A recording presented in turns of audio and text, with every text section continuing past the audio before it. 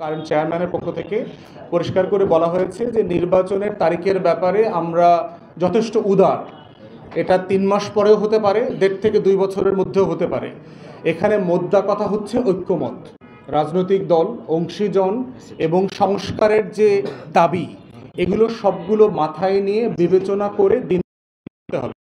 আমরা এক্স্যাক্টলি ওই মাসে দেন, এই বছর দেন, এই ব্যাপারে আমরা উদার।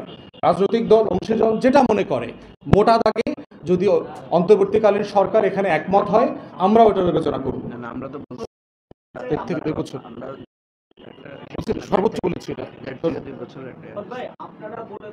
আমি তো তোমাকে থামাই ভাই, আরেকজন দেখি। প্রেস কনফারেন্স আপনাদের এই 5টা যে পরে করবে, প্রস্তাবনা 5টা দিয়েছে পরে কতদিনের ভিতর বা সম্পূর্ণ যে সংস্কার এটা কতদিনের ভিতর হতে পারে বলে এই ধরনের আশ্বাস আপনারা না দেখেন, ওই কমিশন তো আসলে এই আশ্বাসের আলোচনাটা আমাদের সাথে করে নাই।